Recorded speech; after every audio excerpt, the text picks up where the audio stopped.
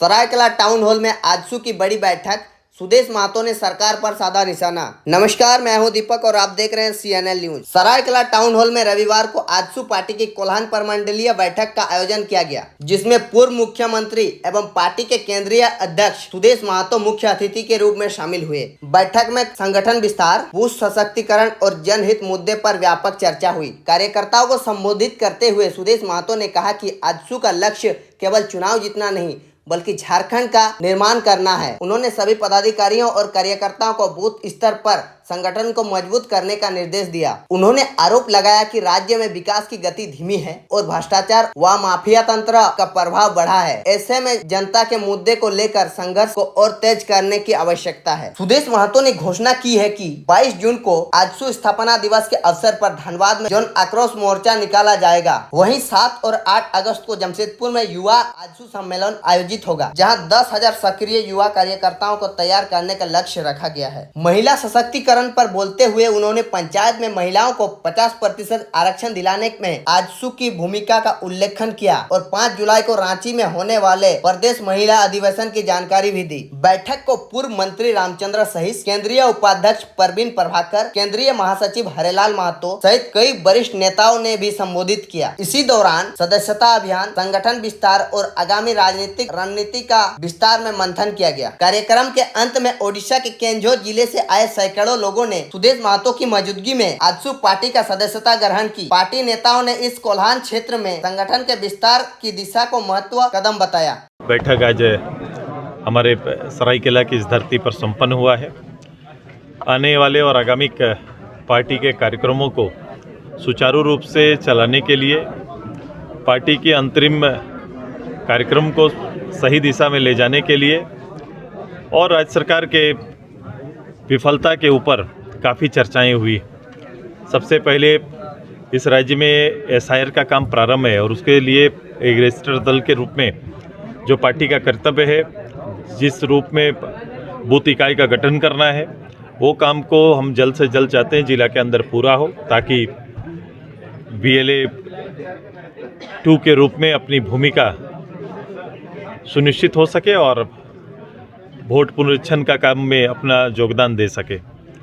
साथ ही साथ आने वाले समय में जो पार्टी का निर्देश और पार्टी का हम सभी का संकल्प है कि पार्टी के सभी इकाइयों का पुनर्गठन करने का, पार्टी को नीचे ग्राम स्तर से लेकर प्रमुख जितने भी सहयोगी संगठन हैं उसकी इकाइयों को भी पुनर्स्थापित करके आने वाले समय एकत्रित भाव से ये 7 साल से चलने वाली इस सरकार जो जनभावना का अनादर करते हुए एक ऐसे दौर पर प्रवेश कर गई है जहां पर यहाँ क्या किसान, क्या मजदूर, क्या सोसाइटी के सभी वर्ग आज अपने आप को ठगा महसूस कर रहे हैं। ऐसे समय पर सभी विषयों का चिंतन करना, सभी विषयों का मूल्यांकन करना और एक राज्यव्यापी कार्यक्रम भविष्य में तैयार करके एक नया संदेश के साथ आगे आने वाले समय झारखंड के पुनर्गठन के उद्देश्य को पूरा करने के लिए हम सभी मिलकर काम करेंगे।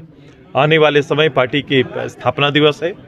उस संघर्ष के दिन जो एक आजसू के रूप में, एक छात्र इकाई के रूप में और एक संगठन के रूप में जो समय और काल बीता है, इन सभी विषयों का जो बीता हुआ समय पर हम मूल्यांकन करेंगे और भविष्य की योजनाओं का हम कैसे और कितना बेहतर रूप से संचालन कर सके, इसकी तैयारी है। हम 22 तारीख को धनबाद में हम सभी लोग एकत्रित होंगे। हम राज्य स्तरीय महिला हमारा सम्मेलन, जो राज्य की सशक्त महिला और नेतृत्व देने की क्षमता जो पार्टी ने वर्धन किया है, जो तैयारी की है और जो समय समय पर इस राज्य के महिलाओं को न केवल ग्राम स्तर पर संगठित करना बल्कि पंचायत चुनाव के माध्यम से एक आधा नेतृत्व देने का जो हमारा संकल्प था, आज के दिन में उस विषयों का भी मूल्यांकन करते हुए राज्य इकाई पर राज्य सम्मेलन करने की तैयारी है। वहीं राज्य में एक युवा पीढ़ी जो हमारा, जिसका एक स्ट्रक्चर पूरे प्रदेश में हम लोग ने बनाने का निर्णय लिया है, उसका राज्य सम्मेलन निर्मल महतो शहादत दिवस के अवसर पर हम 7-8 अगस्त को जमशेदपुर पे करेंगे।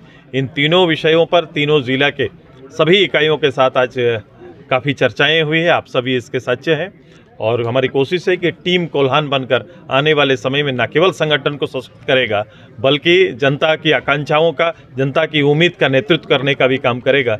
चूँकि आज के दिन में जो माहौल बना हुआ है, कहीं किसी के लिए बोलने वाले लोग नहीं और सरकारी पूरा तंत्र अपने मिशन पर काम कर रहा है। जिस जनसेवक का निर्माण, जिस जन संगठन के बीच से जिसका पार्टी का चयन और उसके माध्यम से सरकार की इकाइयाँ जो यहाँ पर स्थापित है, वो इकाइयाँ आज अपना राह भटक चुकी है और केवल इस राज्य के जो खान संपदा या फिर जो संपदा है या फिर स्वाभिमान को कहीं ना कहीं नुकसान पहुंचाने का काम कर रहे हैं। उसी के खिलाफ में राज्यव्यापी तैयारी का हमारा ये एक प्रयास है, जिसके लिए आज हम यहाँ पर आए। मोदी सरकार के 12 साल पूर्ण कुछ रणनीति है, वो स्पष्ट है, उसमें कोई अलग से करने की नहीं। एनडीए की ओर से समर्थित कैंडिडेट के पक्ष में हमारा जो विधानसभा के अंदर सदस्य है वो अपना मतदान करेंगे। मोदी सरकार के 12 साल पूर्ण होने पर क्या कहेंगे? मैंने प्रत्यक्ष रूप से मोदी साहब को उनके 12 साल के इस पूरे कार्यकाल पूरा होने पर बधाई देते हैं। चयनित प्रधानमंत्री के रूप में उनका ये कार्यकाल 12 साल, मैं कहूँगा कि कई पुराने कार्यकाल पर भारी है, क्योंकि एक क्रियाशील व्यक्ति के नेतृत्व में देश आगे बढ़ रहा है, काम हो रहा है। जो व्यक्ति खुद गतिमान है तो निश्चित रूप से जो गति उस समय, आज से 14 साल पहले, अगर मैं किसी इंफ्रास्ट्रक्चर की बात करूं, रोड की बात करूं, जहां गति की सीमा 60 होती थी, आज वही गति की सीमा कहीं हम 90 या 100 पर हम लोग पहुंच चुके हैं। जहां भारतीय रेल की बात हो तो उस समय राजधानी 90 किलोमीटर पर घंटा चलने वाली सबसे तेज़ ट्रेन मानी जाती थी। आज के दिन में कई नाम से आपके सामने वंदे भारत से लेकर कई ट्रेनें यहाँ पर आ गई और भविष्य में 27 की तैयारी है कि बुलेट ट्रेन का भी पदार्पण इस देश के अंदर में हो जाएगा। मैं केवल मात्र ये उदाहरण दे रहा हूँ। हर क्षेत्र पे कहीं ना कहीं जो इंफ्रास्ट्रक्चर तरक्की का मामला है या फिर देश की चौहद्दी में भारत की सुरक्षा का मामला है, भारत के सम्मान का मामला है, निश्चित रूप से ये चीज़ें आगे बढ़ी है और उसका नेतृत्व आदरणीय मोदी जी ने किया है। तो 12 साल पूरे हुए हैं, सभी लोग उनको बधाई देते हैं और यही शुभकामना है कि आगे भी जो चीज़ें छूट गई, जिस पर विचार ना हो पाया, जैसे जातीय जनगणना, जो एक बड़ा विषय, जातीय जनगणना करने का निर्णय प्रधानमंत्री जी ने लिया है। हम चाहते हैं कि जल्द से जल्द इस देश के अंदर जातीय जनगणना हो ताकि कोई भी वर्ग छूटे ना और सबको समान रूप से सम्मान मिले, उनको अधिकार मिले। ये तैयारी अभी सरकार कर रही है, हम उसकी प्रतीक्षा कर रहे हैं। बंगाल में एसआईआर किया गया, तमाम आरोपों के बीच में चुनाव भी हुई और चुनाव के बाद वेयरहाउस में, ईवीएम वेयरहाउस में आग लग गया, बहुत संदिग्ध परिस्थिति में। इसको लेकर क्या कुछ देख रहे हैं आप किस तरह? मैं अभी उसको देखा नहीं हूँ, लेकिन एसआईआर हुआ है, बिहार में भी एसआईआर हुआ है, एसआईआर कई और राज्यों में हुआ है, हमारे स्टेट में होना है। और ये इसको जिस रूप से शंका की दृष्टि से देखा जा रहा है, ऐसा होना है। बड़ा साफ पॉलिटिकली इसमें पहल होना चाहिए कि ऐसे लोग जो लंबे समय से, देखोगे आप जब कोई इंडस्ट्री एरिया में जाएंगे तो लोग अपना सर्विस करते हैं, वापस चले जाते हैं, बूथ सूची से उनका नाम नहीं हटता। ये चुनाव आयोग का ही काम था और वो लंबे समय से वो रिपीट होते रहता है। मृत्यु उपरांत भी उनका नाम नहीं हटता है, वो चले आता है और ये संख्या बड़ी दिखाई देती है हमेशा। तो लोग ये वोटिंग परसेंटेज बढ़ गए, उस पर भी बात कर रहे थे। मैंने यही कहा कि जब मतदाता उपलब्ध नहीं रहेंगे तो वोटिंग प्रतिशत कभी भी आपको बढ़ा हुआ नहीं दिखेगा। लेकिन मतदाता जो उपलब्ध हैं, जिनकी सूची में नाम है, और उसमें अगर प्रतिशत, अभी चुनाव होगा एसआईआर के बाद, तो आप देखेंगे बूथों पर प्रतिशत बढ़ा रहेगा। सर, आजसू जैसी पार्टी को अपने वजूद को फिर से खड़ा करने के लिए संघर्ष करना पड़ रहा है, कहाँ चूक रह गई आजसू से जो आज आपको मन से ये कहना पड़ रहा है या नेता? मैं इस राज्य का 40 विधायक लेके आके मुख्यमंत्री पद पर कभी काबिज नहीं हुआ। हमारा, जब मैं छात्र इकाई के रूप में इस प्रदेश के लिए संघर्ष किया तो भी वो टुकड़ी बहुत छोटी थी। ध्यान रहे, उस समय यहाँ पॉलिटिकल वातावरण, झारखंड मुक्ति मोर्चा झारखंड पार्टी से प्रारंभ होता है। झारखंड पार्टी से ये सफ़र बढ़ के झारखंड मुक्ति मोर्चा बना, फिर एक संगठन, छात्र संगठन के रूप में आजसू आया। राजनीतिक विधायक पार्लियामेंट की दौर से बाहर थे और एक सशक्त संगठन ने अपना परिचय प्रदेश को मुक्त करके दिखाया है। ये हमारा स्टेटस रहा है पार्टी का, आजसू का। अब आगे उसी को एक राजनीतिक स्वरूप में हमने आगे बढ़ाया। मैं उस यूनियन से लेकर इस पार्टी तक का नेतृत्व दोनों सफ़र देखे और मैं पहला विधायक इधर से आज़ाद झारखंड में, झारखंड आज़ाद होने से पहले, हमारा उड़ीसा से पहले 2 विधायक, हमारा झारखंड में इधर बोंगोंगा जी, वेसरा जी जैसे विधायक, समय समय पर संगठन के नाम पर विधायक और प्रतिनिधित्व तो मिलते रहा है, लेकिन सामूहिक राजनीति का हमने कभी सोचा नहीं था। मैंने उस ताकत को आगे बढ़ाया।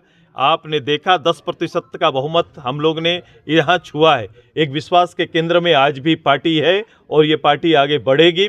लोगों का विश्वास यहीं पर है, चूँकि हमारा चिंतन का केंद्र आम आदमी है और उसी केंद्र को आगे बढ़ाने की तैयारी है। हम अपनी विरासत को भी पहचानते हैं और भविष्य के बारे में भी जानते हैं। ये दोनों में समावेश करते हुए इस राज्य के गठन के उद्देश्य को पूरा करना ही हमारा लक्ष्य है और हमारी पार्टी उस पर काम कर रही है। लेकिन देश में क्षेत्रीय पार्टियां कम फूट आती जा रही है, शिवसेना भी नहीं, आप दोनों दौर है। आप एक तरफ कहीं पर एक उदाहरण दे रहे होंगे किसी का, लेकिन आपको बता दें, अब तमिलनाडु उदाहरण है। एक नए रीजनल पार्टी का किस रूप से उभार हुआ है, किस तरह से जीत के मुख्यमंत्री जी आए। महाराष्ट्र की बात करें, बिहार की बात करें, या दिल्ली की बात करें, या अभी बंगाल की बात करें, तो क्षेत्रीय दल जो है कहीं नहीं, आपने बिहार आप शायद मूल्यांकन सही नहीं करते हैं। अभी बिहार की अगर बात करेंगे तो जेडीयू उभर कर सामने आया, लगभग केवल 4 सीट हटा दीजिए तो सबसे बड़ी पार्टी आज भी वो काबिज है वहाँ पर।